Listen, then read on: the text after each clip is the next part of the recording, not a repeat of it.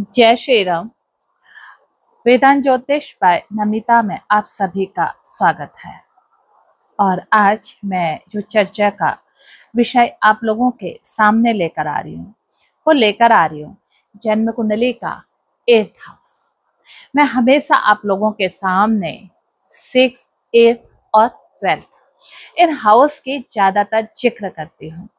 क्यों करती हूँ? क्योंकि इन्हें जन्म कुंडली का दुखों का भाव कहा गया है, त्रिक भाव कहा गया है। जीवन में ये तीन भाव, ये तीन घर पूरी जन्म कुंडली के 9 घरों को नचा कर रख देते हैं। ऐसा क्यों होता है, यही आज मैं आपको बताने जा रही हूँ।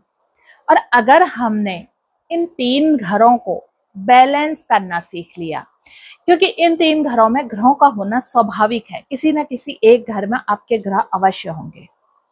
और जब इनकी हमें महादशा या अंतरदशा आ जाती है, महादशा में तो ये बिल्कुल जीवन को एकदम ऐसा कर देते हैं कि व्यक्ति त्राहिमाम कर लेता है।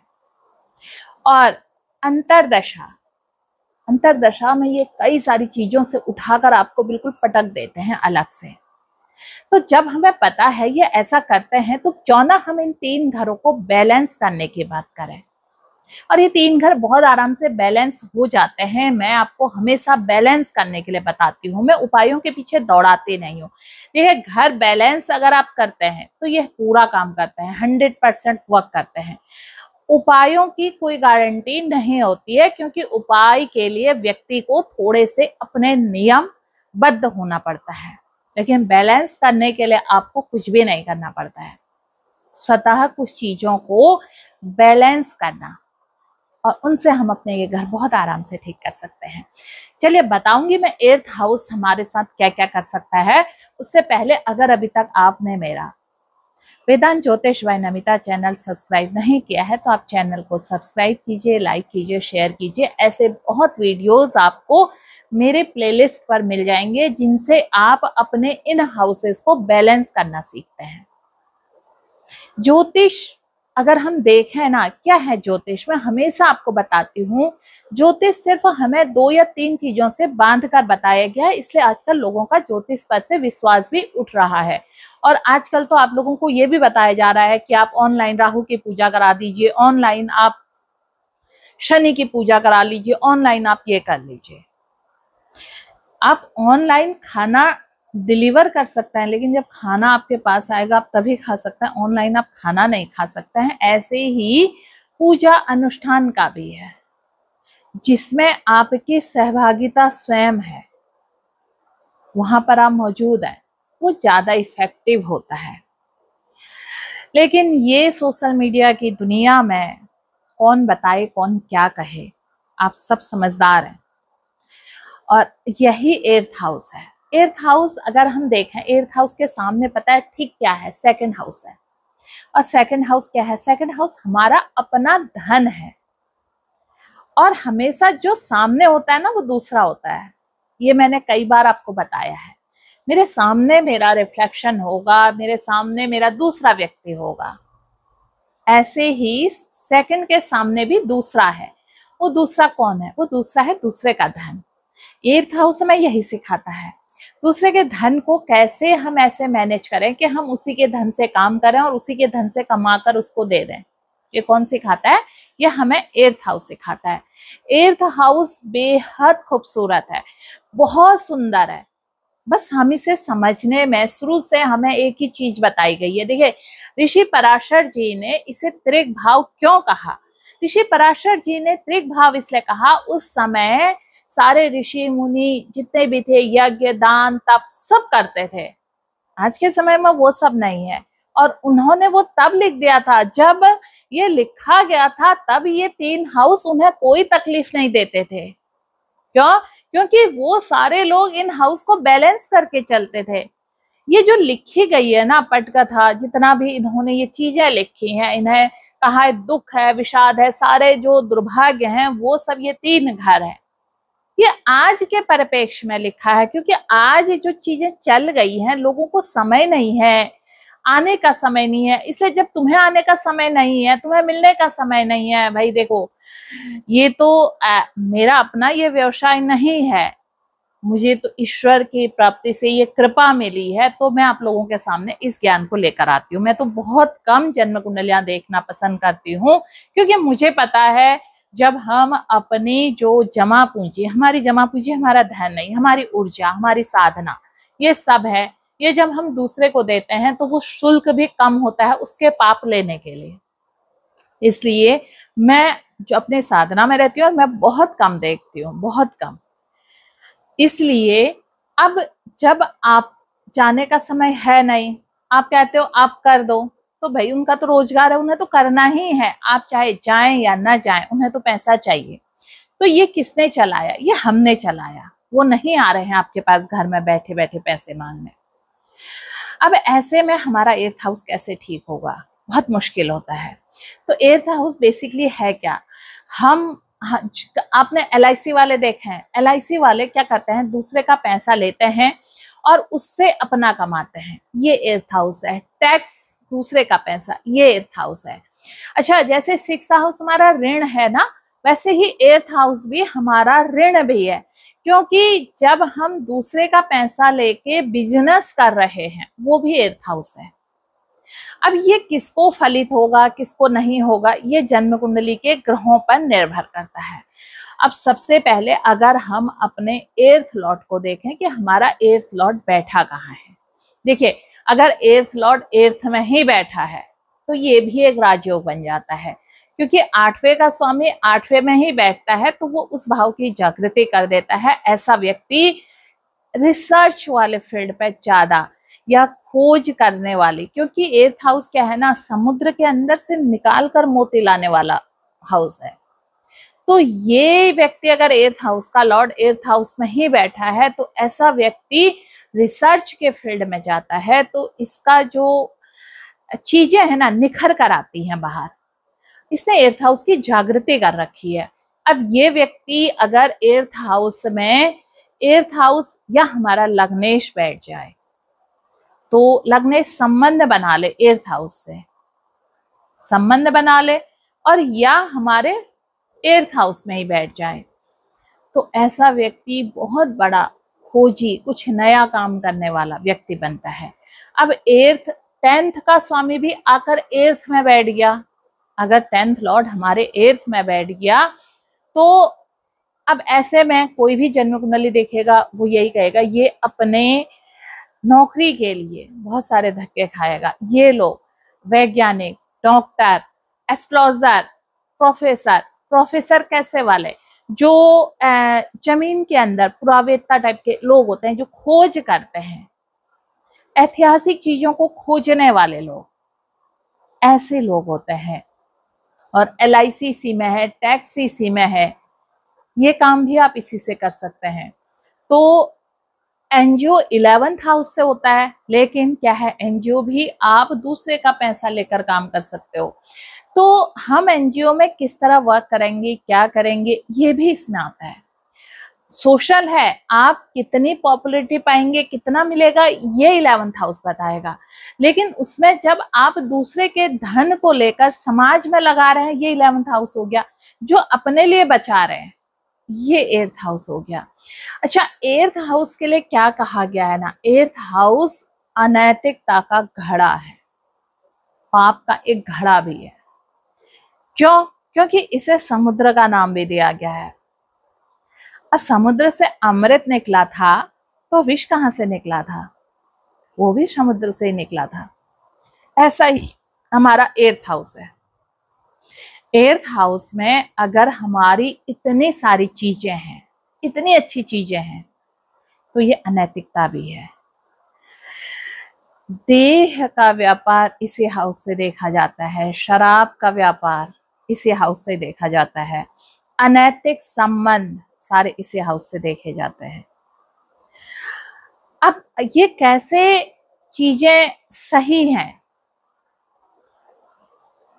जब हमने इस हाउस को पॉजिटिव एक्टिव किया है, तो ये चीजें आपके साथ नहीं होंगी।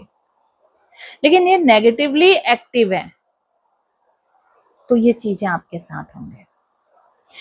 अब अगर इस हाउस में आपके ग्रह इस हाउस में बैठे हुए हैं लेकिन गुरु यहीं पर है, तो ये आपको उच्च कोटि का रिसर्चर बना देगा, समाज सेवक बना देगा, राष्ट्र के प्रति समर्पित व्यक्ति बना देगा।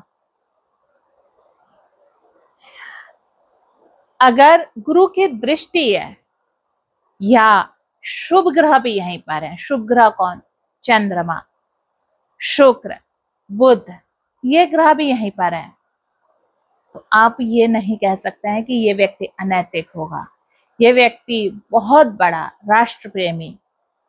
इस तरह भी हो सकता है जैसे सरदार भगत सिंह ने हंसते हंसते फांसी का फंदा गले में डाल दिया था, ये भी यही है, जिन्हें परवाह नहीं है अपने प्राणों की, क्योंकि जीवन क्या है? एर्थ हाउस है, और दुस्साहस भी एर्थ हाउस देता है। ये दुस्साहसी मतलब साहस होना और दुस्साहस होना, ये भी एर्थ हाउस देता है। डर, भय, ये भी एर्थ हाउस देता है, क्योंकि समुद्र की गहराई कितनी है पता नहीं, भय है पता नहीं क्या हो जाएगा, पता नहीं क्या हो जाएगा। अब इन एर्थ हाउस को आपके अंदर थोड़ा सा भी, अगर राहु यहाँ पर है तो आपने बहुत सोच समझ कर चीजें करनी है, क्योंकि राहु यहाँ पर है तो सेकंड हाउस में केतु होगा। आपसे दूसरा व्यक्ति धन को ठग कर ले जा सकता है, इस चीज पर आपने सतर्क रहना है। आप लोभ में फंस सकते हैं, लोभ का घर छठा है लेकिन दिखा कौन रहा है? Earth house. इसलिए पता है इन सब चीजों को ना ऋषि पराशर जी ने त्रिक भाव कहा। अब देखिए आप, इतनी चीजें हैं, पहले से लोग बैलेंस करते थे, आज कौन बैलेंस कर रहा है? आपका राहु एर्थ हाउस में है, आपके पास कोई 1-2 करोड़ की डील लाया, आप उस भ्रम में आ गए और आपने अपना सारा पैसा वहां पर लगा दिया, और गलती से भी कहीं गुरु में राहु का अंतर चल रहा हो तो आपका तो सारा पैसा जो है सब डूब जाएगा। इसीलिए अगर आपके एर्थ हाउस की दशा आपको चल रही है, आप किसी भी चीज में निवेश करना चाह रहे हैं तो दशा का जरूर ख्याल कर लें, क्योंकि निवेश के लिए दशा का होना, राहु के महादशा और एर्थ हाउस की, आपको राहु एर्थ में है और एर्थ हाउस के महादशा आ गई तो अब आपके उसमें अगर राहु कारक न हो, राहु मारक हो जाए तो आपका जमा जमाया व्यापार वो खराब करके कहाँ पर ले आएंगे? आपको सड़क पर ले आएंगे। ये एर्थ हाउस है।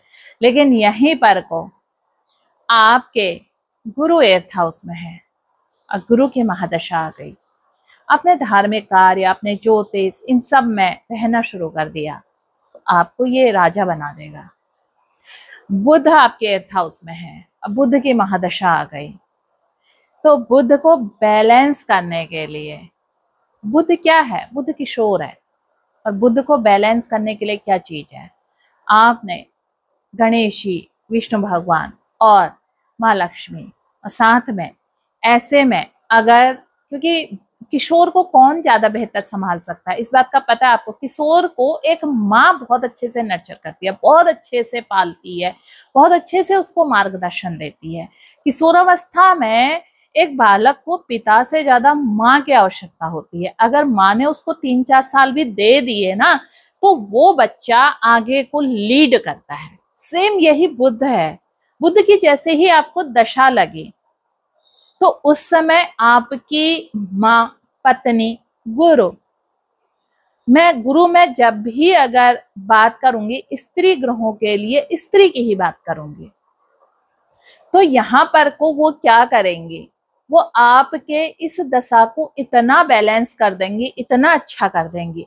अब अगर आपके बुध अच्छे हुए, ये लोग आपको पॉजिटिवली सहयोग करेंगे, और बुध मारक में हुए, आपके लग्न में बुध कारक नहीं मारक है और एर्थ हाउस में वो मारक में ही बैठे हैं। सपोज आपका मेष लग्न है, मेष लग्न में एर्थ हाउस में मंगल की राशि आती है और मंगल की राशि में बुध बैठ गए और बुध की दशा आ गई, तो हो सकता है आपको उस समय ना पत्नी का संयोग मिले, ना आपको माँ का संयोग मिले, तो समझ जाना कि मेरा बुध खराब है। तो ऐसे में हमें सतर्क हो जाना चाहिए। क्या करना चाहिए? इसके भी उपाय हैं। इसीलिए जन्म कुंडलियां दिखाई जाती है। जन्म कुंडली इससे नहीं दिखाई जाती है कि मेरी दशा आज ठीक कर दो, एक अनुष्ठान कर दो, ले भाई तेरा जीवन ठीक हो गया, नहीं होता ऐसे।